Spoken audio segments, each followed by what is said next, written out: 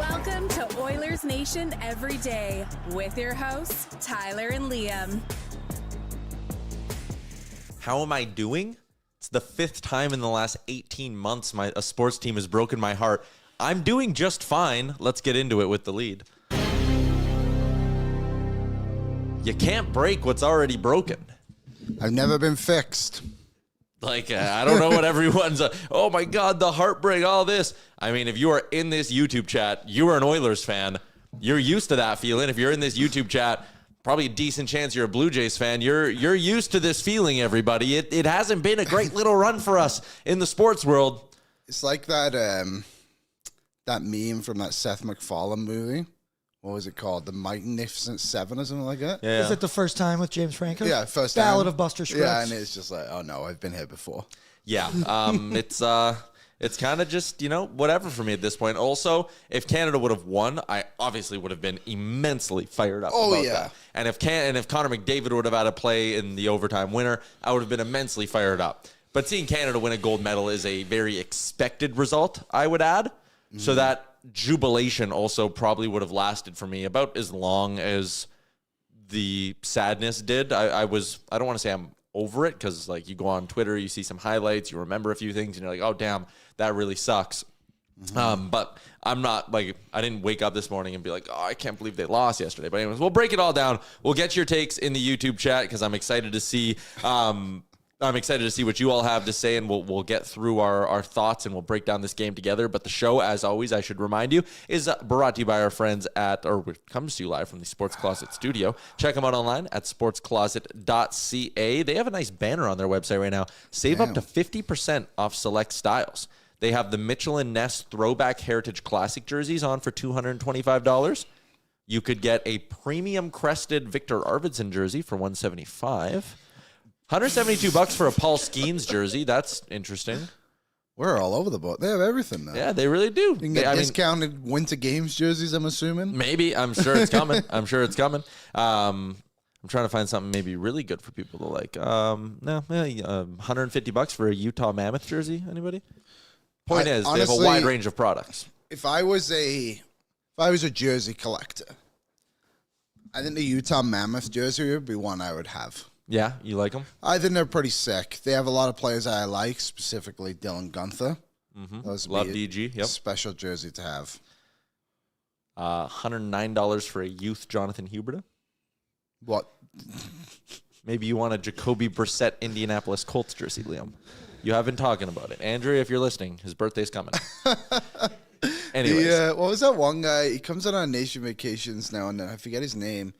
But he just loves to get the obscure Oilers jerseys, and he got a cap in one because he thought he was just going to be here for a year. Jakey. Yeah, so now he has to keep it. Yeah. Wonder what Jakey Baby on Instagram, I think. Yeah, something like that. Anyways, the show's also a presentation of Bet365. Download the app today. Use the promo code NATION. Whatever the moment, it's never ordinary at Bet365. We will kick off the show. With the prayer. Sergeant Battle. I can't wait to talk about the men's curling. Oh, what a game. What a game. That was sick. It was legitimately one of the best curling matches I've ever watched. Yeah, right till the end. You want to talk about Canada-USA being the matchup on the men's hockey side that had to happen, everyone hoped would happen, happened and lived up to the hype. Great Britain, Canada in men's curling. I hope you can all see the legitimate excitement on my face talking about this. First off, our boy, friend of the show, Mark Kennedy, gold medal, one of the most decorated Olympians, just Olympians, not Olympic curlers, not curling, one of the most decorated Olympians in our country's history, gets another gold medal, silences the haters, and that game lived up to every ounce of the hype. It was unreal. It really was back and forth until the 9th. Well, Canada was hovering between 30 and a 35% chance of winning until the 9th when they score 3. Brad Jacobs almost scores 4. He missed to not get 4. Yeah, which is why. He didn't need 4. Yeah, and if you were gonna miss, you needed it to miss that way, not run it back and only get 2. But anyways, in the 9th, then their chances of winning shot from 32% to 90%, and then they hold on. It came down to the last shot. Gold for Brad Jacobs and company. Never electric. Yeah, it was actually really awesome. I was more hyped for that than watching the gold medal game in a way yesterday, which is very ironic considering it was Great Britain on the other side too. But it really was. an unreal curling game. And I love Jacobs today, who basically just gave the middle finger to everyone who was calling him cheaters. Yep. I love it. Damn right. What a beast. Damn Did he right. be at the Briar? Because I know Holman didn't compete at the Briar because it was before the Olympics. Oh, the Scotties, you mean? Yeah, sorry, the Scotties. Why wouldn't you go to the Briar if you're them? If you're curling that good, why would you Yeah, not go? I don't know. But now there's this thing called the Rock League. Yeah. And Holman's team isn't competing together. You know who is part of the It's stuff? John Morris, right? Well, John Morris is involved because it's the curling group, but that's, remember our boy Nick Sulsky? No. Oh, we used to have him on. We used to do betting stuff with him. Is Anyways, he in it? yeah, he's the guy who's kind of running it all. We could work with them. Anyways, in all seriousness, yes, we are going to get into the hockey. Marcos is in. Like someone on X said, MVP of the Cup final and the Olympics while not winning the big prize. We all know Connor's villain origin story. Connor McDavid's legacy is a very, very interesting place to start in this whole thing. And listen, I had a tweet that kind of popped off yesterday because there was a post that had Connor McDavid's last 3 seasons. It was no points in the Game 7 loss in 2024, no points in the Game 6 loss in 2025, and no points in the gold medal game. And someone said, this is a problem. And while my tweet was filled with many grammatical errors, my response to that... There is nothing worse than people try and correct your grammar on Twitter. Yeah. Get a fucking grip. That happened to me once, and someone called me an illegal immigrant and told me to go back to my country. Well, let's figure out our layers of criticism here, people. Well, I don't know. It makes you think. But I said the message here is that Connor McDavid is dragging teams. And listen, we can talk about the numbers. Brock Sagan has some very interesting stuff on who did and didn't perform in these Olympics for Team Canada. We can do a whole thing on Connor McDavid. He is the reason his teams make it this far. If he is not putting up record production, Canada's probably not playing for a gold medal, everybody. Like, let's not forget about that. The message I get here is that if there is a big game, Connor McDavid's teams are incapable of winning without him being at his best. We can talk about that in 2024. Anyone else could have scored a goal to tie that game up at 2. Would have been helpful. Would have been helpful. Yep. I think Bush hit a post, like all this. Anybody else could have scored a big goal. 2025, Game 6, the team ran out of gas. Like, I'll fully say that. They weren't as good as in 2024, but they just ran out of gas. But again, they lost 6-2 in that game or whatever, or 6-1, whatever it was. They got smoked. They got smoked back-to-back games. Connor McDavid could have had back-to-back hat tricks, and it lost. wouldn't have mattered. They still would have lost. And in this gold medal game, anybody else could have done something. Like, I just don't like how Connor McDavid, he played 24 minutes in that gold medal game. That means there were 40 minutes where he was not on the ice. Right? I think they played about 64 minutes of hockey in that one. 40 minutes when he was not on the ice. Okay, someone else could have done something. I think there are 2 Canadians who should be sitting on the flight home and at least internally know that they did everything they could. And that would be Jordan Binnington. Celebrini. Oh, 3 guys.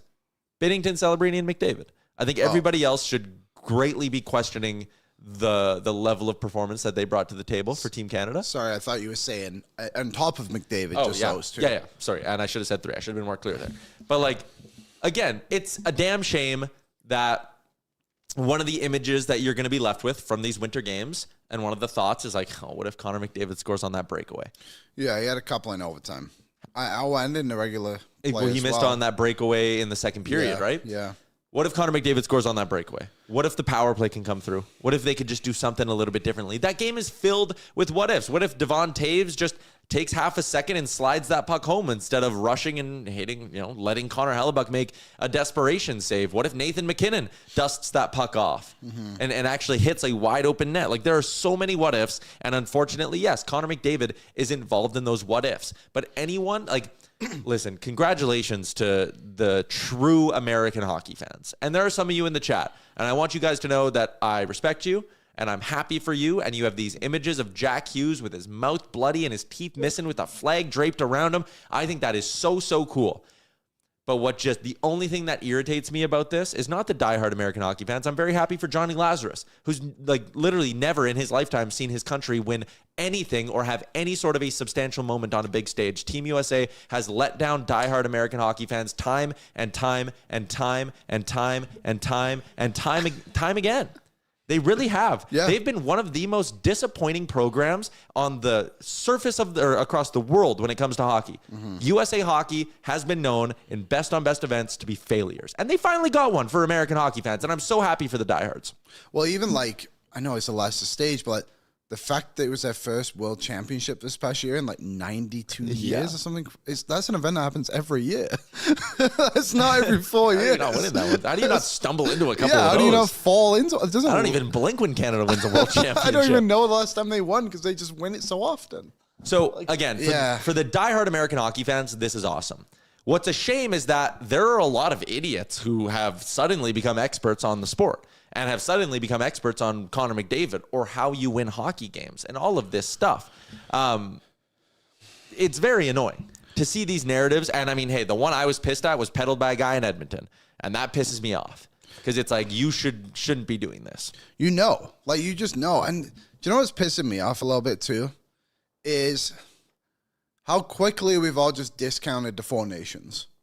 And I by no means think that is like the prestigious event of hockey. Of course, we've had one event. It sounds like they're going to try and like now just kind of move it into a World Cup and all this kind of stuff.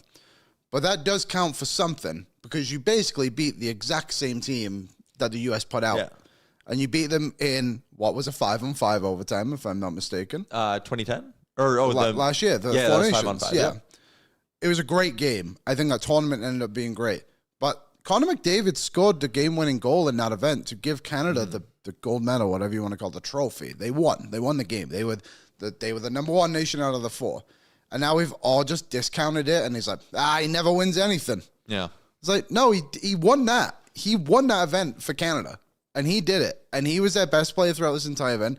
He has the most points by an Olympian in one tournament with NHL participation. He was unbelievable. And he showed up, and he proved why, over and over again in these games, why he is the best player in the world, and it should never be debated. It should never be debated. Honestly, yes. Connor Hellebuck was the only reason he is not walking away with a gold medal right now. Connor Hellebuck, best player on the ice, just said, and it wasn't that close. And Sergei Bobrovsky is the only reason he didn't have a Stanley Cup in 2024, right? Like, sure. I mean, we're sitting here, and listen, that is... To heap praise on Connor Hellebuck is not to take away from that American victory. No. That is 1998 Dominic Hasek, 2014 Carey Price, 2026 Connor Hellebuck. Those are the big three when it comes to goaltending performances in the history of this sport. And for anybody who wants to sit there and go, the Americans are lucky that the goalie is a part of the team. Developing goalies is a part of it should be a part of your program, right? It was kind of funny that going into the tournament, it was clear that Canada's biggest weakness was goal attending in comparison to the US. And the difference was a goal in this one. And Canada had them beat everywhere else, but that was the difference, unfortunately. And it was, like, again, Connor Hellebuck, full marks to him, man. He won that game for his team. And having a superstar player who can go and play his best when the game's on the line, I guess maybe that can be a critique of Connor McDavid, is that Connor Hellebuck did extraordinary things to win that gold medal. And maybe you could say that Connor McDavid missing on the breakaway, McKinnon missing the open net, Makar, we can talk about that overtime play as well in a second here. Like, there were moments where you can look at the Canadian stars, because we talked about this. America's superpower was Connor Hellebuck. Their forward group was good. Their D-core was very good and elite at certain things, but their goaltending was head and shoulders better than Canada's. And Canada's forward group was supposed to be head and shoulders, or their star power, I should say, was supposed to be head and shoulders above Team USA. It wasn't. They scored one goal. It came from Cale Makar. It came from the blue line. The comment here from Chester. Yep. Nobody remind Liam that Connor McDavid was mediocre in the Four Nations until that goal. Connor McDavid led Canada in points with 5. The only player to have more points than him in the tournament, by the way, Chester, was Zach Rowensky. So even a mediocre Connor McDavid was better than everybody else. So there you go. I think it's just so disrespectful to the player to downgrade his accomplishments like that. And again, I don't think the Four Nations is anything to scream and write about. Like, the U.S. have the advantage now. They won the Olympics. That's what we all wanted. The only reason we had the Four Nations because we haven't had the Olympics for so long. And they won. But Connor McDavid has stepped up for Canada time and time again. Agreed. Man, this James Gordon guy is like a Hall of Fame idiot. That's cool. Yeah, it's always really, really eye-opening when you see someone whose IQ is just so painfully low, figuring out how to comment on a YouTube show. But congratulations to him. Named after, isn't that a Batman character? I don't know, maybe. Shouldn't have deleted, whatever. He's probably still listening along. It's Jim Gordon. It's Jim Gordon. There you go. So James. Someone else. Wise Kyle, I don't blame Binner at all. No, me I saw neither. there was a comment from Andrew earlier about like, oh, that goal in overtime's bad. Carter Hutton actually gave a great breakdown of it on DFO Live today, where he says if you watch Jack Hughes' stick blade, his stick blade opens up. And Hutz kind of said, like, as a goalie, when you see the stick blade open up like that, he says because again, you are processing in nanoseconds here, right? Yeah. So he says Binnington comes across, kind of has it covered, and then he says Jack Hughes' stick blade goes up, and if you're Binnington, that means you go up, you follow it, because you think, okay, it's up, he's putting air, like, he's getting under the puck, and he's going to try roof it on me. So that's what happened was Jack Hughes had a very deceptive release that beats him, but like Andrew was trying to do like a little weird ass victory lap in the chat, and it's like, dude, Jordan Binnington cross crease on Quinn Hughes. Oh, that was a huge That thing would have been save. on postage stamps if the forwards would have done the rest of their jobs. And this is in hindsight. We said in the moment on our live stream, or I said, like, one of these two goalies is going to make an incredible save. It's just going to be a matter of which one it is. You said, yeah, they can both make a save. But I don't think they could make two. Yeah, and I don't think either of them did make two like big saves. No. I don't remember. Either way. Celebrini had a shot from the outside. That was, again, if you want to talk, someone said it's coaching, they had a bad OT strategy. Yeah, I think they did. I think it was a little bit too hero ball from Canada. Connor McDavid would probably like a redo. I also didn't love the way the second, like, Horvat wins the drawback to Celebrini, and then things just kind of fell apart, and they took a shot from the outside. Like, I didn't like that. And then on the OT winner, I think we can quickly touch on that. Sure. Nate, if Cale Makar, it starts because that puck kind of squeaks to the top of the zone, and Cale Makar goes and lunges at it. He misses that puck by 2 inches. Yeah. If he gets a piece of that puck, it is a Makar and McDavid 2-on-0 from the top of the circle down. Probably a goal, but either way, he doesn't make that play. The puck spits down the ice. Nathan MacKinnon, what is he known as being? Tenacious, physical, bull in a china shop. You don't take pucks away from Nathan MacKinnon. You don't win a foot race against Nathan MacKinnon. He's hesitant for some reason on that puck. Like, he's caught in between, do I defend this as a 3-on-1 or do I go get that loose puck? So then he does the worst thing, and hey, here's a great... We can watch Petey's breakdown of it because it's whatever. But legally can. Nate MacKinnon is so hesitant that he ends up doing the worst possible thing, which was being in the middle. He either had to sit back and give McDavid and Makar time to come back and hope that Werenski kind of does a little stop up, or he has to bulldoze Werenski and get that puck. He loses a foot race, is indecisive, and then gets bumped off the puck by Zach Werenski. Werenski made a physical play on him. That is what, and people were criticizing Cale Makar's back check. And I get it. Kevin, you are bang on. If Bush made the same play as Makar did in OT, he'd be roasted forever. Totally. He would be, but I would also be sitting here and calling it undeserved. And I'll call the roasting of Cale Makar that is happening undeserved, because you got to think of what he's reading here. He sees Nate MacKinnon going for, I won't even call it a 50-50 puck. I'm stunned Nathan MacKinnon didn't win that foot race and get that puck. So Makar, he sees MacKinnon being kind of half-half, and then MacKinnon commits to Werenski. If you're Makar in that world, you need to trust that your guy's going to win that battle and get you the puck, and then you are gone the other way. Like 3-on-3, you have to take these kind of, I call them micro risks. Yeah, where it's like, okay, I'm going to hesitate for half a second here with the chance that this thing turns around and goes back the other way. That the only player in overtime or on that goal who I'd be upset with is Nate MacKinnon not winning the puck battle. And again, he didn't look like himself kind of all tournament. So yeah, he was lackluster. Yeah. And I mean, he had a great moment as well in the third period to make it 2-1 for Canada, where he had the outside of the post, whatever. Like, Canada had their chances. I just think when it comes down to overtime, it's not even about it's not even about skill and who has a better team. It's about what opportunity kind of falls for you. And the U.S. got their opportunity, and it's too bad. But once you get to 3-on-3, it just is what it is. Tyler, McDavid was puck watching. No, he wasn't. He was defending. You guys can't excuse me, David Pagnotta, it's the same guy. I just don't know. And he's just a guy wide open in the back. Clapper says it's also Nate and Cale. They know each other and trust each other. Yeah, like Cale Makar is trusting that Nate McKinnon is going to make that play, and Nate McKinnon doesn't make the play. Yeah, and even the first goal against was brutal from both, Taves and Makar, right? Like, I just didn't like that play at all. They obviously got their redemption. The U.S. had the double doink. What was it? But ended up going to both posts, right? And then they got one cleared off the line from Hellebuck, one cleared off the line from McAvoy. McKinnon hits the post. McDavid gets a breakaway, doesn't get it. Celebrini gets a breakaway, doesn't get it. Like, Canada, there you go. There's 5 chances off the top of my head after Canada was already down where they had opportunities to score. And they just didn't capitalize. And, this one is, I think this is what I will think about more than anything else in the tournament. More than any play in overtime or whatever. It's this image. This is the haunting one if you're Canada, because this would have won you the hockey game.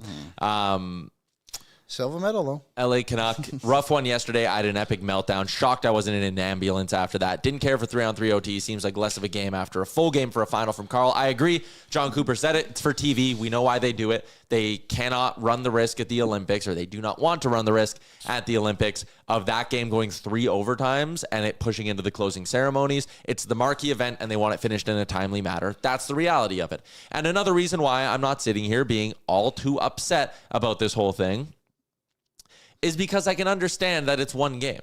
And in a one game where you're playing a very formidable opponent, that U.S. roster is right on par with Canada, you know it's going to come down to a couple of bounces and a couple of things either way. No matter how good you play, you could win or lose that hockey game in a deserving or undeserving manner. And that's not me being fence-sitting, but like, I'm not as heartbroken about that as I am about the Edmonton Oilers losing in a cup final or the Toronto Blue Jays losing in the World Series, because this is a 2-week tournament. And again, maybe not as much emotionally invested into it. Like, I wasn't emotionally invested in that thing until they came back against Czechia. And then it was like, giddy up, Canada pride. And like, when it's your country and all of that, I get it's a totally different level. But like, you know, when there's a best of 7 cup final and the Oilers lose, it's weeks of your life. You are, and I mean, it's the whole season leading up to it. It's months of your life. But then it's this best of 7 where it feels like such a true test of like, who's best, all this. This I just kind of knew going in, and it's what made me uneasy, is just like, anything can happen in one hockey game. Like you said it, by the end of that game, it almost felt like we didn't watch it. Because it's just like, you blink and you're like, oh shit, the game's on. Oh shit, they're down 1-0. Oh my God, they missed on a 5-on-3 power play. Like all of this stuff. They killed off a penalty right at the end as well. Obviously the 4-minute, which was honestly kind of BS. Not the penalty call, 100% a penalty. But Canada should have been on a power play because they just refused to call the too many men. Insane. And they also refused to call it too many men at the end of the second period. Yeah. And Twice it got them. It was really wild. And that has always infuriated me about officials is you don't make these calls because you don't want to be involved, but you make yourself so much more involved by not making those calls. I mean, I think you said right before, and I think it's going to take like a puck over the glass or like something really obvious to call it. And then it happened and you're like, I guess not. Like, it was so obvious it had to be. But I think the other thing about yesterday's game, too, is when you're in the cup final, game's at 6 o'clock, whatever it is, you have the entire day of build-up. Like, nervous, all that. You, like, kind of want to wake up later, where, like, yesterday, I was up at 4:30 to get down to Greta. We watched the game. Next thing you know, it's 9:30 and the game's over. It's like, oh, I have a full day ahead of me now. Yeah. Like, you don't even have the time to build it up. You're just in it. But my final thoughts, if you want to move on, I don't know if you want to, but I'm enjoying this, actually. I'm disappointed in Canada and what they put out there. I think from Czechia onwards, it was McDavid, Celebrini, Makar. Binnington made some good plays. My point is, it was like a handful of guys who showed up for them. And I know Suzuki had his moment. Marner obviously got his goal. But I wanted more consistency from other guys on the team. And I just feel we didn't get it. Like, Brandon Hagel is one of the 6 players selected in the summer, if I'm not mistaken. Yesterday, he showed up a little bit, but he's just like, I need more from guys. And it's just like, we're Canada. Like, you should be able to build this team a little bit differently. And I don't want to overly critique Doug Armstrong. You guys know my opinion if you've watched the show. I think the blue line could have been a bit better. Forward group, whatever, I guess. Maybe a couple of guys here and there. But like, from the tournament itself, I am disappointed players didn't show up on a more consistent basis. And I feel like if yesterday, like, outside of those guys, like, we labeled every chance they had, wasn't anybody else. I can't think of anything. I think the Bennett, Wilson, Marchand line played well in their role, and that's good. Stone and Marner, thought they struggled. Suzuki, my goodness. Bo Horvath was good. He kept winning faceoffs every opportunity. But I needed more from guys, and I just too many passengers. And Canada deserved to win that game yesterday, not because of its team, but because the star players who showed up for them and played such great games. But the U.S. got it from their best player, which was a goalie. If you look at expected goals for per game throughout this is the whole tournament, by the way. So this is including the gravy matchups that they would have had at different points.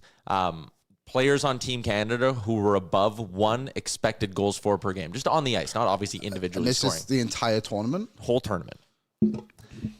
Harley, McKinnon, McCarr, Taves, Celebrini, and McDavid. Six guys. Yeah. Guys who were under that mark. Tom Wilson played the whole tournament with McDavid. Shows you how much better McDavid's numbers were when he wasn't on the ice with Tom Wilson. Marner under. Suzuki under. Doughty well under. Stone under. Crosby under. Sanheim under. Theodore, Parayko. And then you have the guys who were like really, really low. Reinhart was 0.4. Very disappointing. Terrible. Second straight terrible tournament he's had for Canada. Again, one of the 6 selected at the start. Yeah. Bennett, way under, 0.5. Horvat, 0.59. Jarvis, 0.52. Hagel, 0.7. And Marchand, 0.43. I think he was hurt. But, like... There's 6 players. Yeah, like... It's half your, they relied way too much on McDavid and Celebrini. Yeah. And it's a all-star lineup that just didn't quite play like it. So, again, it's one game. It's a short tournament. It's a sprint. All of that stuff. And I see Ryan Nugent-Hopkins in the chat. I think I like this one. Man, I just think there are a lot of sore losers right now. Tip your cap. Appreciate that we got to see best on best. We were one shot away. And totally, I'm absolutely willing and capable of doing that. Like, the U.S. won by 1 goal in overtime. That was one of the best 2 weeks of hockey I've watched. I thought all the games were electric. We got the ending that you couldn't have scripted it any better than that from a pure hockey perspective. Canada just didn't get the last bounce. That happens. People have mentioned it in the chat, and I'll read Shooter's comment because he's just the most recent one. The Panthers and Bolts players, he said, sucked ass. Yeah, they didn't show up as they should have. Yeah. And I think that's supposed to be the best 2 teams. Well, obviously Florida's won back-to-back cups and all that kind of stuff. But disappointing. Totally. Disappointing. It is. And someone said I'm happy with silver. I'm not. I'm quite frankly not. No. I wanted it's gold or nothing for me, and even gold is the expected result when you're Canada at these tournaments. So the last thing I'll say, we're gonna keep getting best on best. 2028, we're gonna get a World Cup of some sorts. 2030, hockey players are gonna be back in the Olympics in France. And if you're Canada, one reason to be concerned, I think, is because you can look at that American team and go, whoa, well, a lot of those guys are back in 4 years and still in their primes, and like, oh boy. I think if you're Canada and you're looking for a reason to be excited yourself, I think there are 3 names that should get you excited. Matthew Schaefer, Keaton Verhoff, and Landon DuPont. And I think throw one more in Connor Bedard. Well, yeah, him too. But I just mean purely, I was going to make a point of guys like coming up. The blue line, I think in 4 years will be a lot closer to the blue line that the Americans brought. McAvoy, Werenski, puck movers, all these guys. It's not just going to be Quinn Hughes and a bunch of guys who can't pass the puck that well. I think that Colton Parayko is getting a lot of heat today. He actually had a really good gold medal game. I thought offensively he struggled for sure. Like there was one play he made to Thomas Harley, like went behind him. I think once he got on one side of the red line, he really didn't have his moments. But on the other side, I thought he did a great job of breaking up some plays and just making life difficult. And I understand why people would be frustrated. I think with the case of Parayko, I'm not comparing the 2 plays, but Jacob Slavin is obviously the different kind of player that the U.S. have. And everyone else is very similar in the sense like they're quick, they move the puck. Slavin's one of the best players in the league. Again, not comparing him to Parayko. But if Parayko was the only player on the Canadian blue line like that, I think we'd be more satisfied with what he was doing. You know what I'm trying to say? So, yeah, there's Canada. We'll see this rematch again in 4 years. Probably. Or 2 years at World Probably Cup, 2 years whatever. at least, yeah. Someone said do a way too early 2030 roster prediction. Can we do that tomorrow? I'd love to. Yeah, that's your shit. Yeah, that's where you nerd out. I've got my Alberta Separatist team downstairs on the whiteboard. Yeah, we've got a full roster now. You got Team Europe? I got Team Europe. Yeah. Whatever iteration, politically or NHL wise, they decide to throw at us in 2028. Liam is fucking dire. I've probably got a roster for you already. Yeah. All right. Let's. Are we ready to turn the page on the Olympics? Yeah, sure. I mean, why not? It's not here anymore. Yep. It died. Well, the next big moment is the trade deadline. Liam. Oh, yeah. And that is a nice tie-in to our next guest. Dave Pagnotta from the fourth period is brought to you by Oodle and Noodle. You can win your way in to the nation vacation simply by going to Oodle Noodle. Many ways to win. Download the app. You can find out more there. You can go into a store and get a ballot. No purchase necessary. You can walk right on in and sign up, or go order some delicious Oodle Noodle when you're there. Get a second ballot. 3 ballots you could potentially be getting. Damn. OodleNoodle.ca if you want to find out more and if you want to win your way in to the nation vacation to Vegas, which is coming up in exactly 1 month, February or March 24th. We're going to have a blast. Let's bring him in. Dave Pagnotta from the DFO Rundown Insider Edition and, of course, the fourth period, wearing your Blue Jays hat. So Blue Jays World Series loss, Canadian Olympic gold medal overtime loss. Great time for, if you were an Oilers fan too, I mean, like we are, man, just the heartbreak keeps coming. It's rough. But training camp is underway. So I'm back on the Jays train now that the Olympics are done. Back on the Jays train. Let's go. I know I said we were going to move on from the Olympics, but one sort of storyline that's going to come out of it now is guys who are hurt. Like, obviously, like we know Kevin Fiala's out for a while. Merrick has been speculating on like Marchand, Tkachuk. Are these guys going to play more hockey this year? Obviously, in Pittsburgh, they're holding their breath about Sidney Crosby. Edmonton, there's all these theories running around about Connor and Leon. Do they have hand injuries? Like, are we going to see some shit here in the next 24, 36 hours that's going to be eye-opening? Well, I don't think there's a significant amount to that extent. I mean, don't forget Victor Hedman didn't play in their last game. Sweden's last game wasn't able to get going. So they've got to figure out the extent of that injury. I have heard the only thing that's significant in terms of rumblings related to injuries is Brad Marchand. And I'm not sure. There was some chatter that maybe surgery is looming for him.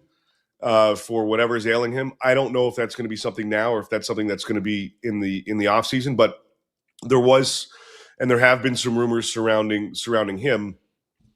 So we'll obviously have to wait and see. I think Paul Maurice mentioned yesterday, I believe, maybe this morning, might've been yesterday, that they expect Marchand in the lineup later this week. So we'll see kind of where that goes. He likes to not fib, but stretch some truths related to injuries, not give the whole picture. So we'll see what happens with the Panthers. But that was the only real one of potential significance that I heard coming out of this one. Obviously, we know Fiala's done for the season, as you mentioned, and Hedman's got a couple things. There are a few guys that are dealing with some ailments, but nothing to the extent of season ending other than the potential, again, based on some of the speculation surrounding Brad Marchand, of his situation. I wanted to ask you about, obviously, the big Oilers news recently is Paul Coffey is returned to the Oilers bench. Yeah. Do you have any insight on how long this process was? Was this just like over the Olympic break? Like it was, they obviously just didn't snap their fingers and it happened, but is that when the conversation really, really started, or was it a little bit before that?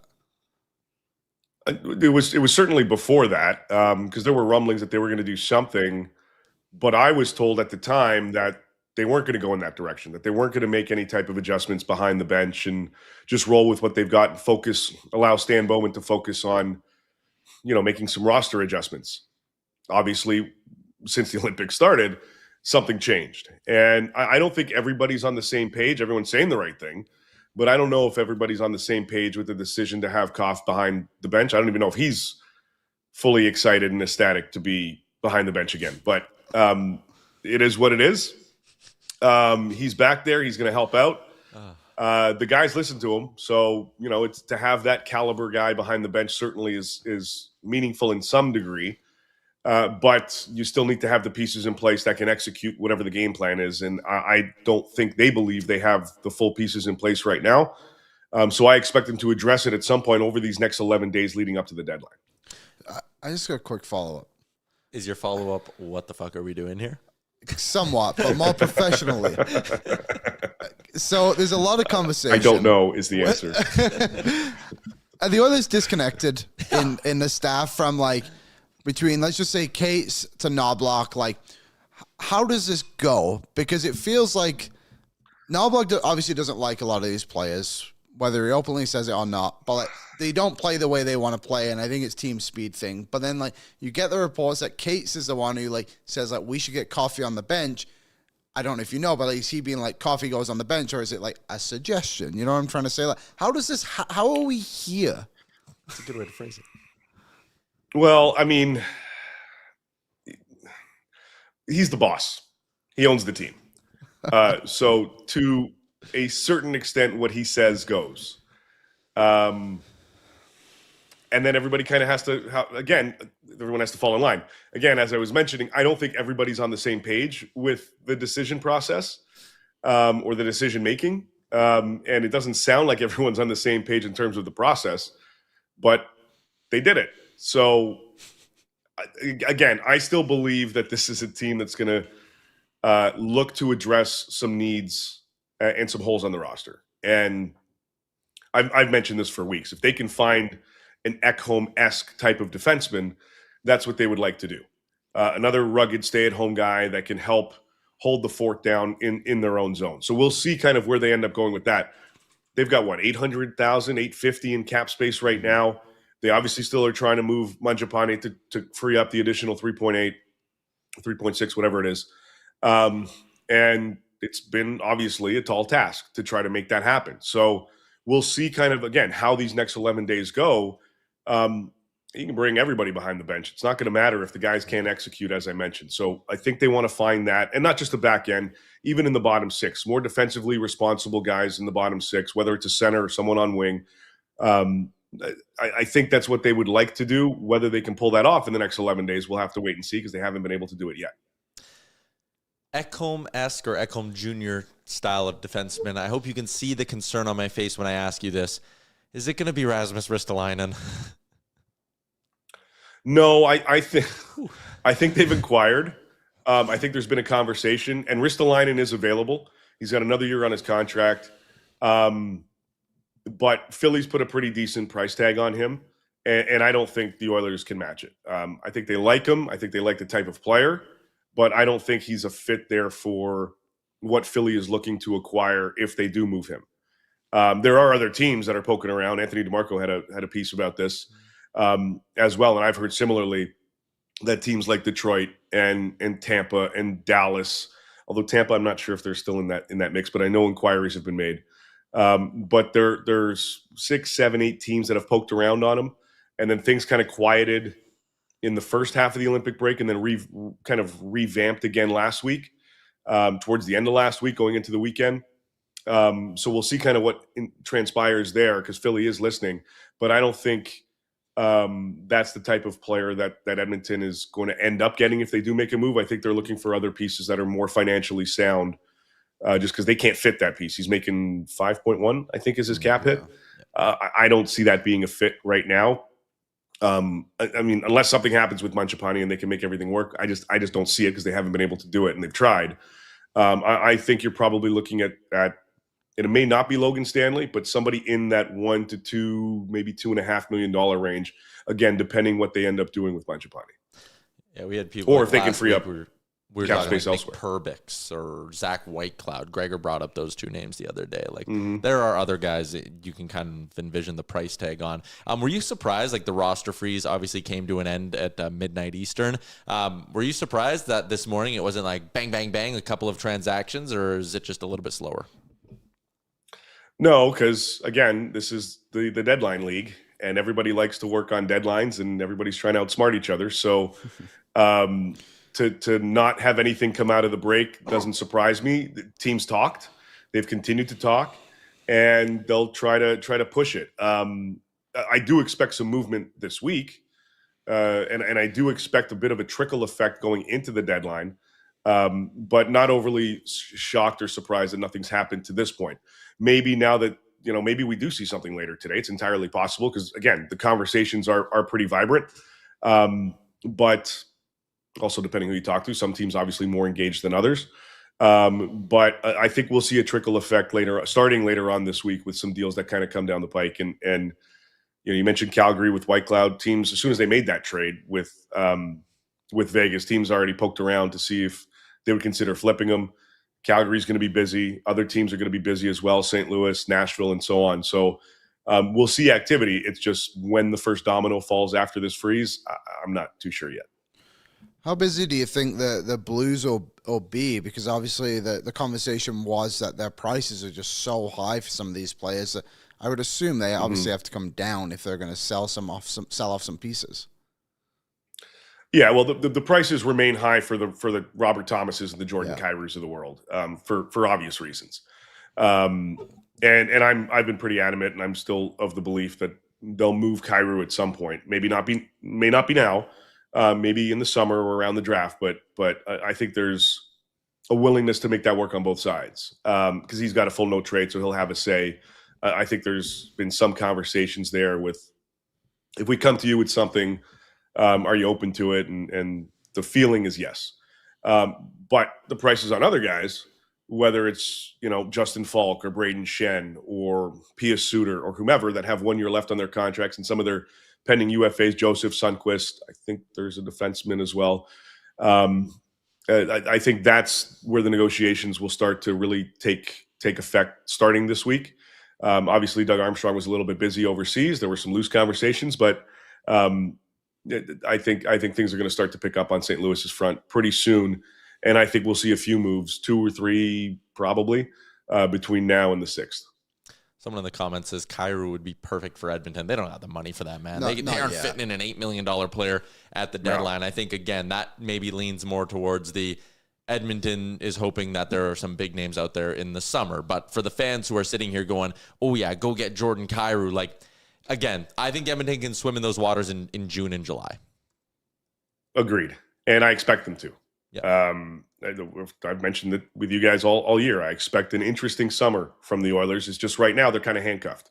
They don't have the space. So I think they'll have a pretty active June and July.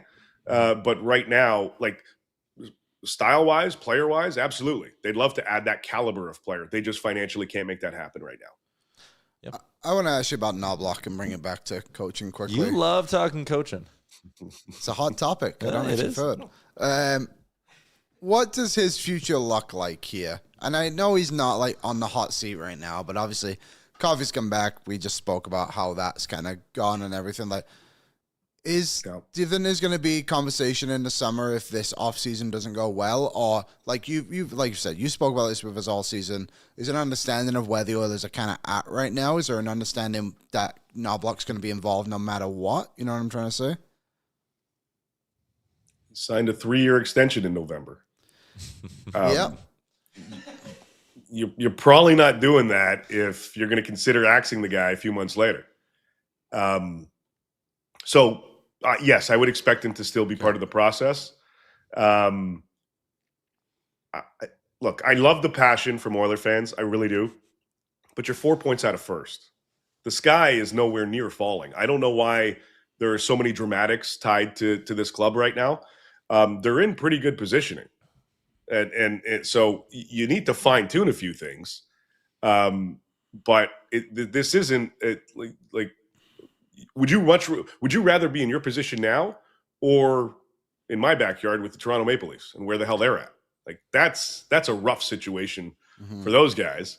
And I know there's a passion fan. I mean, I never grew up a Leaf fan. I grew up in Montreal, so this is moderately entertaining for me from that side of things. But like they're fighting for their playoff lives.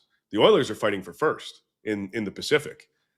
Two totally different spectrums, and from Edmonton's perspective, where they're at is in pretty good footing. So, can you add to it and go from there? That's what they're trying to do. But this is not a scenario where there's any doom and gloom surrounding this team and trying to make a coaching change or trying to do this or trying to do that. They're trying to get everybody on the right footing, on the same wavelength, and all connected together to move forward to try to battle for a Stanley Cup, which is kind of what Leon was alluding to before the Olympic break when he made those comments.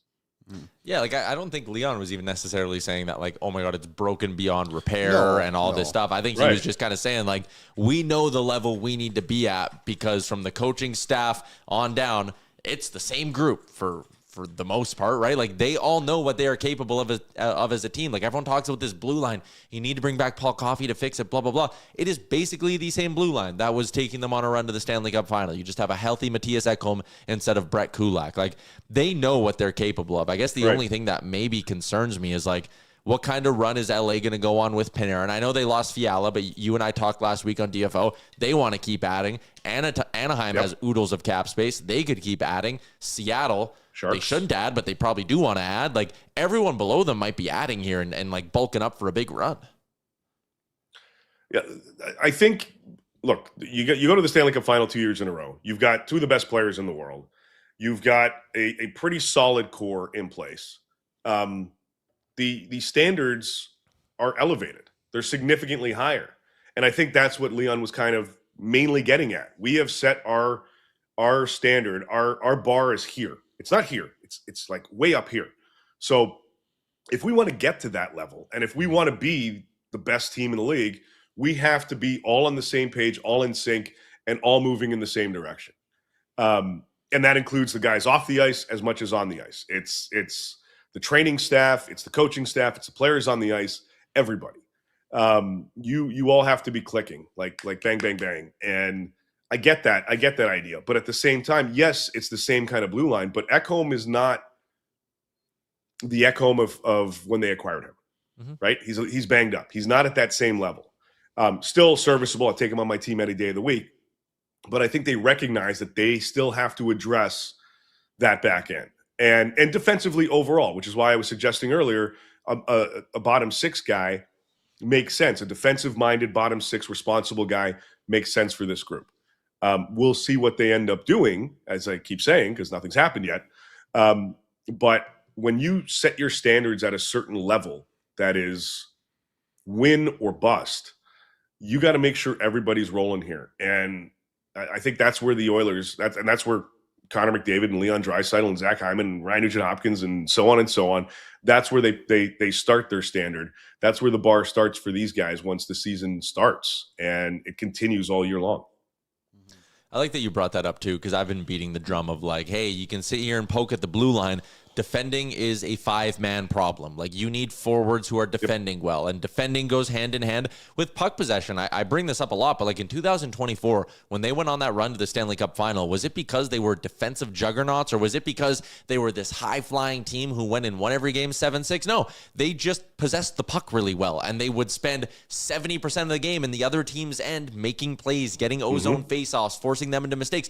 That's how they beat teams. This idea that the Oilers are running gun is not true. This idea that the Oilers even need to be a defensive juggernaut to win also is not true. I think they just need to be a bit more of a complete team, which is why I've been beating the drum of go and get a good defensive third liner and see if you can improve your defensive play that way. Make your goalies look better that way. And when they went on that run, because they were so much in the ozone, they did that because they had guys that they could count on that could come back on the other side of the ice. So and then that's what they need right now. That's exactly what they could be, what they should be looking for, what I believe they're looking for. Again, whether they're going to add it or not takes two to tango here. So let's see what Stan can pull off over these next few days. But when you're run and gun in today's NHL, you're run and gun because you can rely on your D-core overall, not the defense. Sorry, not the D-core. I mean, not the six guys on the back end. It's a collective group. You can't outscore your opposition, especially come playoff time, every night and expect to win every night. You've got to do the other things right, and you need to have the pieces in place that can execute that. That's what they need to do. Yeah, I think that's fair. You good? I'm chilling. I'm chilling too. Someone in the chat called Dave the voice of reason. I'm sure you'll appreciate that, Dave. Wow. We appreciate your time. So thanks for popping on as always, and we'll chat again next week. All right, take it easy, guys. See ya. Dave Pagnotta, you can read his work at the Fourth Period. You can listen to him on the Daily Faceoff YouTube. He is on once a week with Hudson and I on DFO Live, and then he does the DFO Rundown Insider Edition with myself, or with himself and Irf Gafar every Wednesday. There you go. It's a good one, especially leading up to the deadline. Yeah, it's gonna their episode this Wednesday will be must listen stuff. Yeah, very important. Shout out to Pagnotta. As always, brought to you by Oodle Noodle, oodlenoodle.ca. Let's get to a couple of comments, and we'll continue our Meet the Sellers series in a little bit. Hemsky Freak, great YouTube handle. Jari is a huge question mark still. Yes, the goaltending is still a big question mark, which is why I'll go back to my criticism of that deal. They gave up a second-round pick. They gave up Brett Kulak. They gave up Stuart Skinner, and they got another question mark back. You can say maybe he has a higher floor than Stuart Skinner. You can say a whole bunch of things about Tristan Jarry, and I also said I will reserve my full judgment of that deal until the end of this season and this summer. Because you can feel a certain type of way about it now. You can sit here and say they had to do something. How much different are you going to feel about that Tristan Jarry trade if, and this is purely a hypothetical. Okay. June 27th, round the draft, UC Saros gets traded to wherever, gets traded to Ottawa for a first-round pick. How much different do you feel about the Tristan Jarry trade then? I don't know. I think pretty different.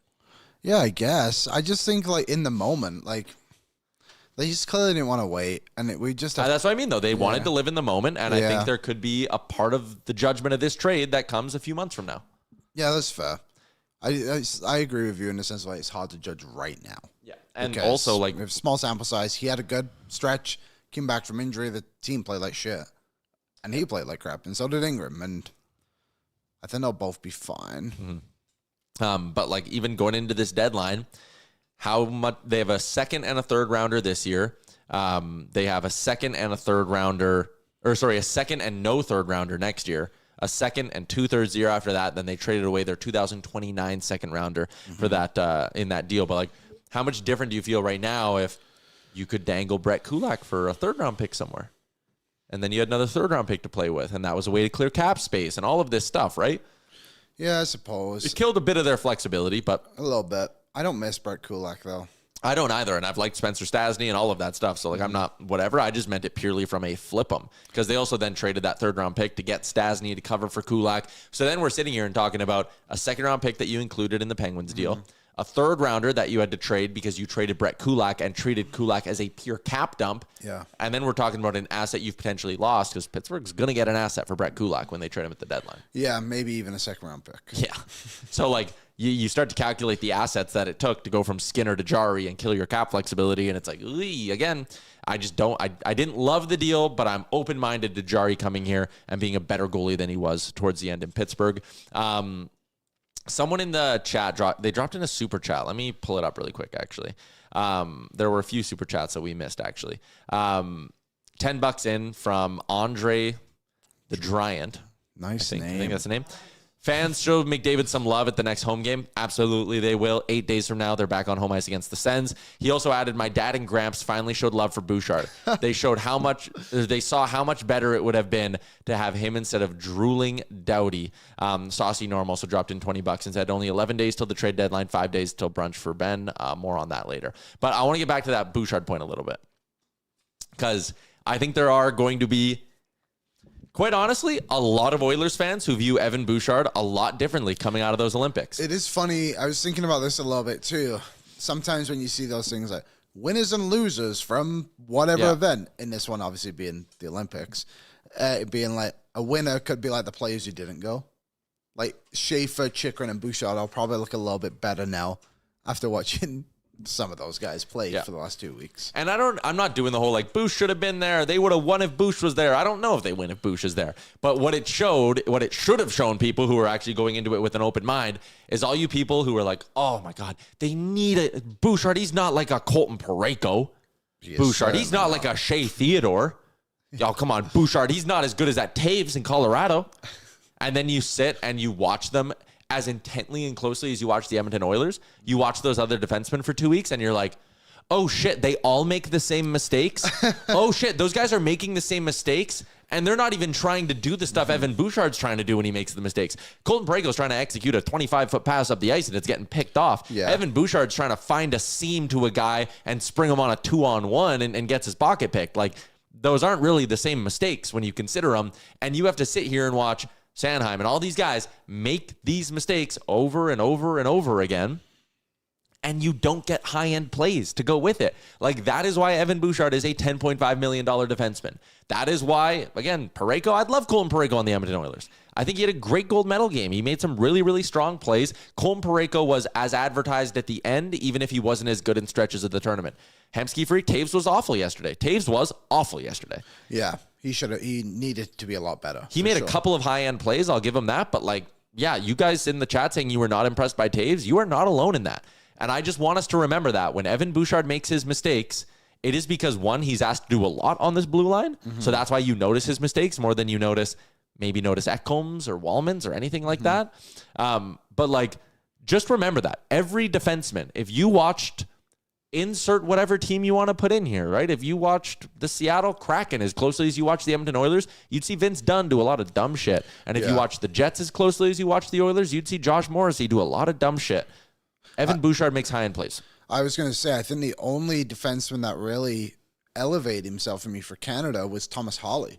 He was great. And he was we'll really grow good on that because we both said he shouldn't be there. But did he look good because the other guys just weren't playing as like they were supposed to? Like that in the style of Canada. Like I think he played well. I don't want to discredit him by any means, but I think he looked maybe a little bit better because of how much of what would you call it? Like an outlier he was. It was him and McCall were the only guys who could skate.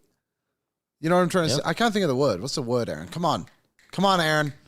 I don't know, but he could complete a 20-foot pass. Yeah, so the bar was pretty low. It's not a white whale. It's something like that, though. The outlier. You know, I can't think. If you're white whale will be something you're chasing. Yeah. I'm not chasing Thomas Hawley. Like something that's just like so different to everything else. Black sheep. We got there. Power conversation. There we go. The power conversation. Because he just was so different. It was him and McCall were the only ones who could skate. Mm-hmm. It's disappointing. And again, Canada lost in a 3-on-3 overtime. That's life. It is what mobility. Yeah, that is probably a good word for it as well. Yeah. Okie dokie. Let's keep the Oilers hockey trade talk going. Again, we're not gonna sit here and spend too much time on the Olympics. I think we've kind of all beaten the certain narratives to death to an extent. But what I will like to do is get to our Meet the Seller segment, which is brought to you by Levelware. Hurley and Levelware. Golf is having a moment right now, and not just in the traditional sense. What used to feel buttoned up has opened into something way more cultural. You're seeing athletes from all kinds of pro sports start to get into golf. Even surfers are using it as a new competitive outlet, a way to hang out and just enjoy the game differently. That shift is exactly where the Hurley with Levelware collaboration comes in. Hurley brings that laid-back board sports energy, and the collection pulls inspiration from Hawaiian and coastal prints. Relaxed, expressive, and rooted in lifestyle, Levelware takes that inspiration and brings it to life through performance-driven, sustainably made apparel that's actually built to move and play. The result is the Fairwaves collection, and you can shop it now at levelware.com. Polos, hoodies, hats, and casuals. Today's Meet the Sellers is, well, it's the team that Jack Hughes is going to be going back to once he's done like crushing beers with Cash Patel. They're like planning parties in Miami for the next couple of days. These guys are all captains of their NHL teams, a lot of them in the Eastern Conference, where they have a very big playoff push coming up. And I find it very surprising that they are basically all taking themselves out of action on Wednesday to do this party. It is interesting. Now, I'd like to go back and know what Canada did when they won. Like, I obviously was too young, didn't remember. I didn't even live in the damn country on the 2010. I know. Damn, if only I could spell, I would have been here sooner. So, yeah, I'd be curious. But maybe that's why 15 players on Team Canada have Stanley Cups, and on the U.S. there was only 2. I'd be curious. So the 2 on the U.S. are obviously the Kachuk, Matthew, and Jack Eichel. Mm-hmm. We'll see who goes. We'll see if Eichel goes back. Kachuk, I mean, if it's in Miami, it doesn't really matter for him, right? Yeah. But they, whatever. They might go to the State of the Union thing, whatever. Anyways, our Meet the Seller today is the New Jersey Devils. They have scored fewer goals than anybody else in the Eastern Conference. Wow. They are 11 points out of a playoff spot right now. Listen, I think they're a weird team to look at because on paper, when you look at the standings, when you look at what they are as a team, they should absolutely be sellers. Tom Fitzgerald might be managing for his life right now. Yeah. They have a coach who, in turn, because the manager is managing for his life, the coach is kind of coaching for his life right now. I don't know if they're a team that can punt, and I also don't know if they're a team that has anything good to trade, at least when it comes to rentals, which is the first thing you look at. Both their goalies are signed for at least 2 more seasons. Markstrom just got an extension. They're not trading a goalie. Their UFA D-men are Colton White and Dennis Cholowski. Terrible. Their UFA forwards are Zach McEwen, Luke Glendening, and Evgeny Dadonov. Terrible. There is a world, and the only world where I think they make sense for the Edmonton Oilers is if they dangle a right-shot defenseman with term. So in that sense, would they trade you Jonathan Kovacevic or Brett Pesce? I don't think they would trade you Pesce, and he has a full no-trade clause. Jonathan Kovacevic also has a full no-movement clause. I don't think Jonathan Kovacevic is going to be super inclined. He is he's from Grimsby, Ontario. Okay, so he is Canadian. Would Kovacevic be interested in coming to Edmonton? Because I'd have a lot of interest in him. Yeah, he's a good player. He's missed a bit of game time this year, right? But 28 with term. Yeah, last season was really a breakout year for him. I can't remember who they acquired him from, but it looked to be one of the trades of the year, if I'm not mistaken. It was like a 3rd-round pick from Montreal. It was in Montreal? Yeah, I knew it was something later on. Yeah, he'd be someone I would have interest in, but like you said, like there's just not a lot. Like if the others want to get some kind of depth, like I don't mind someone like Luke Glendening, but again, that's not like, an I've player. made 2 trades already today, and I just need another body to be a forward. You could argue you just have Curtis Lazar. Thank you. Who was on the Devils last season, if I'm not mistaken. So, yeah, they're going to be a tough team, and they did just acquire Nick Bukestad before the break. Weird. So it looks like they're trying to build a little bit for next season and just do things around. But again, like the New Jersey Devils, you look at that team on paper and you think, how are you not pushing for something here? You got a lot of good players on that team. Underwhelming. Stefan Nason. I don't know. There's just not a lot. I like Cody Glass. I like Cody Glass too. Yeah. Someone said, why not Nemec? Because I think they're going to use Nemec to try go add an impact piece somewhere. I don't think they're going to use Simon Nemec and be like, we're dumping him the way that, who was the guy that got traded to Minnesota from Columbus? Juracek. Oh, he turned out well. But like that was like, they're just dumping him because they don't believe in him anymore. Like they believe in Nemec. Headache a little bit. Yeah. They believe in Nemec. They're going to use him if they trade him to try get a high-end forward in the mix here. They're not just going to dump him to the Oilers at the deadline. So I think, too, a lot of the conversation around the Devils has been like Dawson Mercer's definitely been in conversations. Yeah. But it's like, okay, we're trading you Dawson Mercer, but we want your second-line player. Yeah. Like, they're not really looking for guys to rebuild this thing. And just a weird team right now. Like, Dougie Hamilton, again, someone who's been available, but like, what the Oilers cannot go after Dougie Hamilton. Also, he waived his no move not to go to San Jose. Yes. I don't think he's coming to sunny Edmonton. Again, like if you were to call them and be like, we want Dawson Mercer, 24-year-old right shot forward, 13 goals in 57 games, 10 of them away from the power play. He can kill penalties, has 2 shorties this year. You know what New Jersey says? They go, cool, Ike Howard. Do you want to trade Ike Howard for Dawson Mercer? Yep. I mean, yeah. Yes, like I think you and I would, but like do the Oilers? I don't know.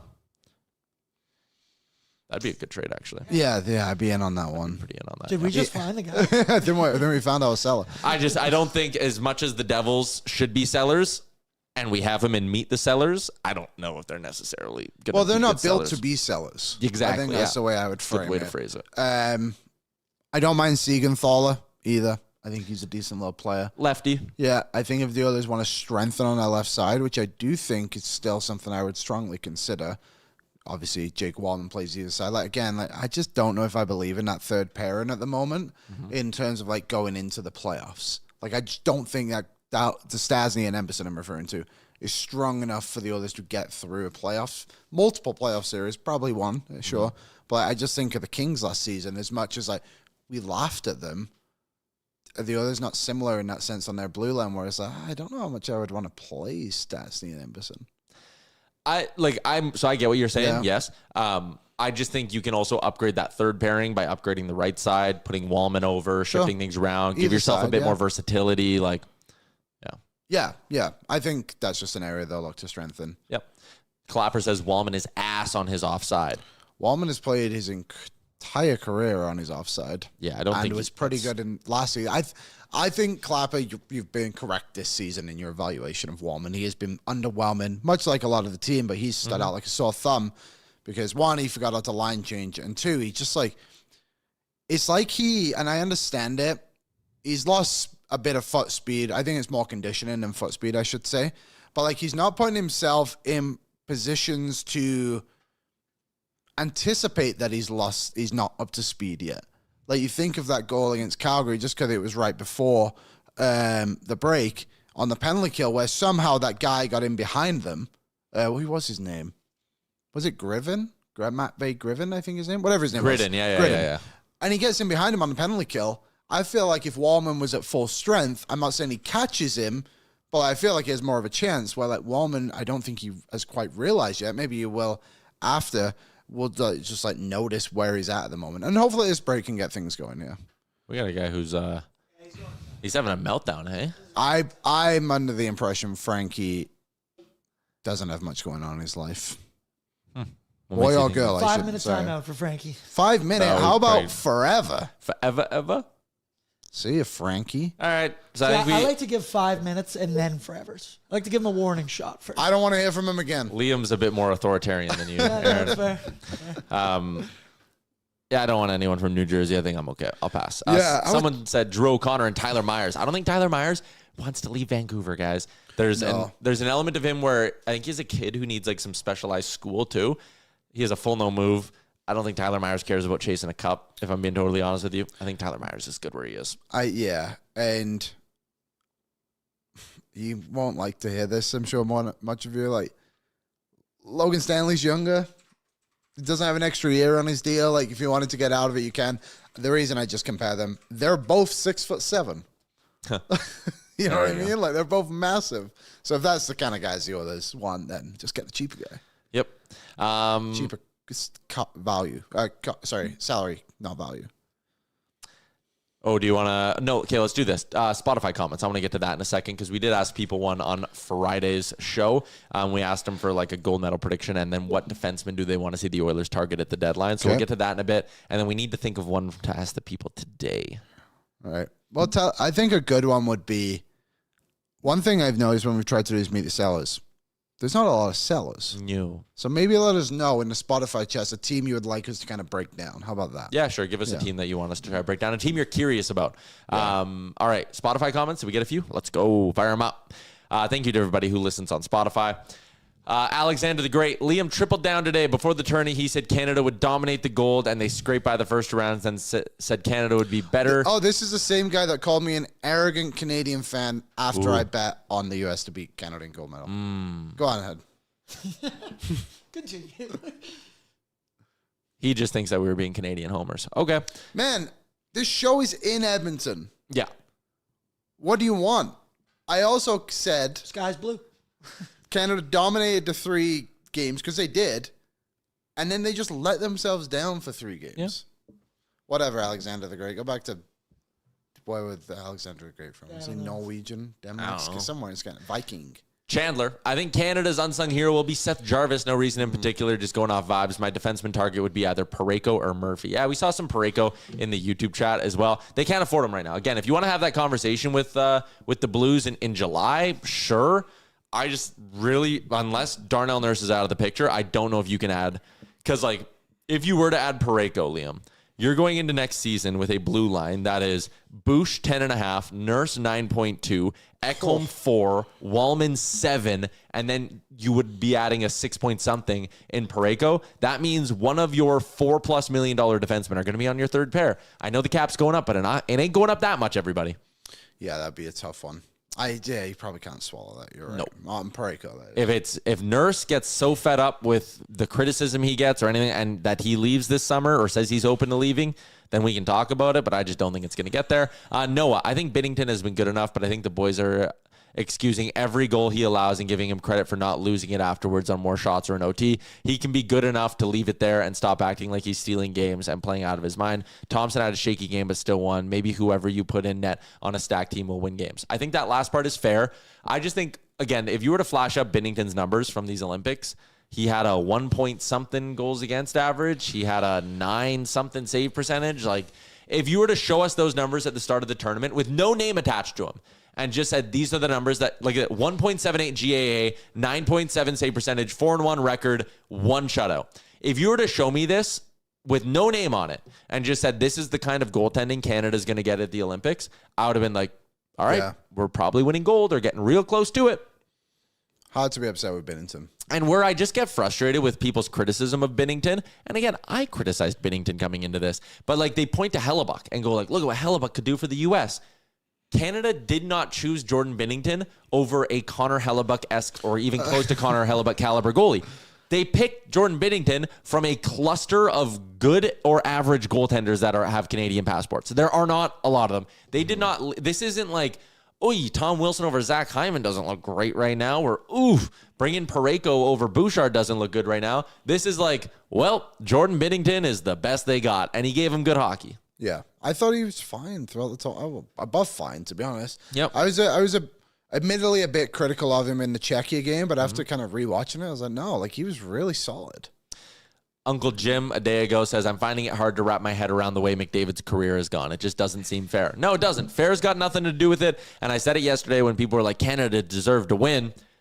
Deserve's got nothing to do with it, man. It's a one-game single elimination knockout tournament. Deserve's got nothing to do with it. We'll see it. March Madness starts right away. We're going to see a 13 seed shoot 75% from the three-point line, and another team hit a couple of rims, and you're going to go, boy, the upset crazy. And it's like, Deserve has nothing to do with it. Richie is in 20 hours ago, so after the gold medal game. Yeah. Genuinely hope Tyler is doing all right. Amazing, but also heartbreaking. 3-4 year run for his teams across sports. Oh, yeah. Yeah, I know. I'm well aware of that. Thank you. But the pain just kind of, it goes away like water off a duck's back at some point. I'm so used to this pain now.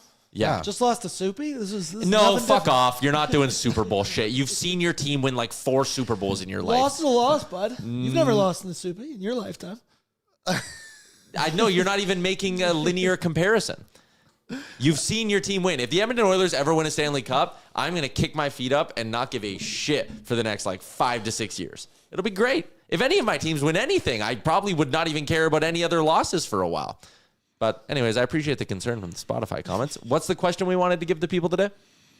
One thing I'd just like to clarify, Alexander the Great, famously Greek. I was thinking of a different one. Prince Alexander of Denmark was what I was referring to. So my apologies. Canada didn't even make it to the Super Bowl. Our country is ass. We're not even world champions in a sport we don't play. Yeah. Spotify question. What other team do you want us to break down for like a Meet the Sellers? Yeah, Meet the Sellers. Give us the team you want to know more about. OJ, Tyler, have you heard the McDavid and Josh Allen comparison? I mean, I don't think I need to hear it. I'm pretty well aware of what that comparison would be. What would the comparison be? MVP caliber players. Yeah, faulted by the teams around them. Not to take a shot, not meant to be. One of them's not been to a final, and the Yeah. other I one's was been just to gonna plenty. say, Yeah, there's not a comparison. But I think the comparison is like McDavid. Who's been let down more, McDavid by the Oilers or Allen by the Bills? Because it's a pretty direct comparison of like, I guess Allen. Allen by the Bills. Yeah, probably right. Because McDavid, again, not to keep taking shots at this, but like, McDavid's been able to overcome the other great players. Josh Allison hasn't. Oh my God. Josh Allen hasn't. Who's Allison? I think you were combining Allen with Hazard. Maybe. I don't know. Yeah. Macedonian. There's so many Alexanders. Macedonian, Liam. Okay. I don't know. I think there's also been a lot of Alexander the Greats. I think so too. It's okay. Final prop bet draft. Liam, you're the winner.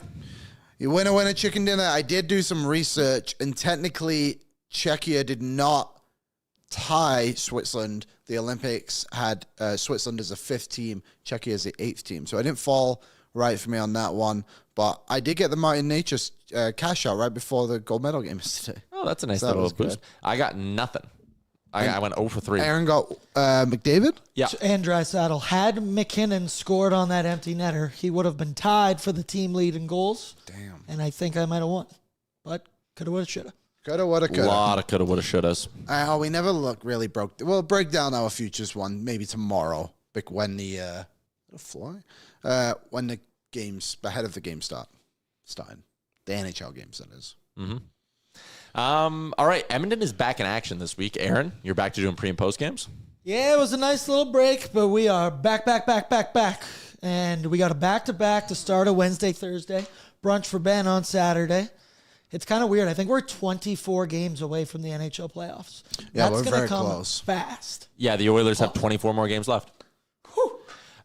Trade deadline coming up too. You're also getting a very rude awakening with back-to-back 8:30 p.m. puck drops. It's ridiculous. That's crazy. But I can't complain. I've had a nice 3 weeks here. Yeah. It's time to get back on the horse. On the 28th, 2 p.m. start, Edmonton and San Jose. That is a good reminder for me to tell you all about Brunch for Ben. Now that the winter games are all behind us, we can look forward to what we got coming up, which is the 4th annual Brunch for Ben, one of my favorite events of the year.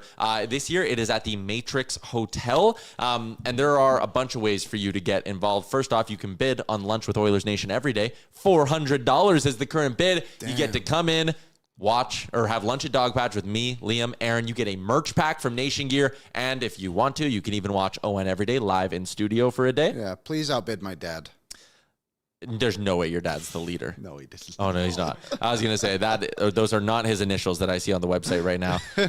I think it's Lance and Ryan had a bidding war going on. But hell yeah. Anyways. I would love to have lunch with Liam's dad. That'd be incredible. Yeah, I would call him one day and schedule it up. Yeah. But anyways, if you want to come to Brunch for Ben, here is the deal. $70 up on the site right now. And if you're like, whoa, $70 to get in for Brunch for Ben, that includes a full breakfast buffet. So come hungry, eat away. It also gets you access into our PGX mini golf experience. Nice. Oh, and there are going to be prizes to be won, so bring your competitive spirit. Yeah, I think with the Brunch for Ben ticketing, there's been like a narrative that like, oh, how expensive is that? It's like, well, if you were to come to our previous events, I think it was a $20 buy-in. You then have to pay for your own lunch anyway, and you're probably spending $70 anyway. Yeah. It's no different, and you get a bit more with this one. Yep. You're going to get a swag bag that includes a $10 Popeyes gift card, so that takes down the cost a little bit too. And you get your automatic entry into our raffle. We are also now offering, Liam, a new family pack. Sick. So if you, 2 adults and 2 kids, we're going to give you a discount on that. So $170 is going to get you breakfast, buffet access for all 4 of you and all the other stuff as well. So nice. There you go. If you want to bring the whole family, you can get access to that for $170. Nationgear.ca. Nationgear.ca if you want to get in on it. Someone corrected us on the start times. It's not 8:30. It's 8:38 at the earliest. 8:37. That's a good point. Yeah, I don't think either one of them are national in the U.S., so it should be decent, like 8:37, 8:38 puck drops, but... So in the over in England, I think it's a couple of weeks ago, every game in the Premier League typically will start at 3:00 their time, but started at 3:01 for a, I think it was cardiac arrest awareness basically that every minute matters is what the point was. But they advertised it that the game was starting a minute later and didn't just be like, oh, we're just not going to tell anyone. Like they literally made the point of like, this starts at this time. And they all started at the correct time. All 10 games in the league. Hockey will continue to lie to us for the rest of our lives. And we never...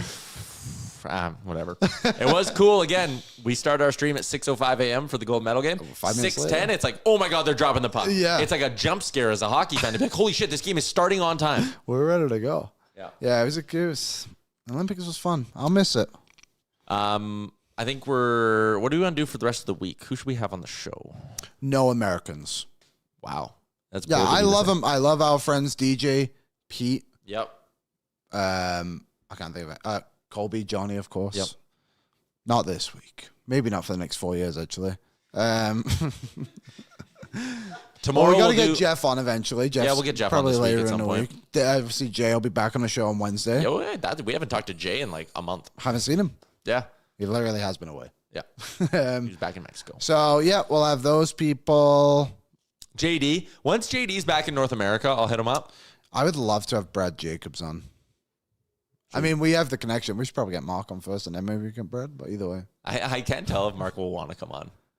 He might be in a lie-low kind of... Yeah, maybe to start with. But maybe we can complete our gauntlet of the 2010 team. Yeah, maybe. We got Benny Hebert. Benny Heebs? Gaz asked Liam, what was your favorite non-hockey Olympic moment? Well, my favorite moment was that Norwegian guy being like, I cheated on my wife, but she should forgive me. Girlfriend, my apologies. I really liked the speed skating, and I'll say my favorite one was when, what's his name? Dubois, I think, Stephen Dubois won the gold medal for Canada, the first one, because I didn't know he'd actually won that medal in the day, and I was in my golf sim league with my friends, and they put it on, and all of us were kind of like watching it, and then started realizing what was getting close to happening. So that was a really cool moment. And also too, I forget her name. She was the other lady who carried. She was the lady who carried the flag in the closing ceremonies. I believe it was her, but she only had 2 fingers. Oh. Yeah, but when she celebrated, she was just celebrating like this. And I thought that was just really cool that she was just like open about it, I guess. Like I think she was born without the fingers. So, and she won a medal. It was incredible. The Speeds game, what an event. I do think it's funny. I will never go out of my way to watch it again, but every 4 years I'll be there.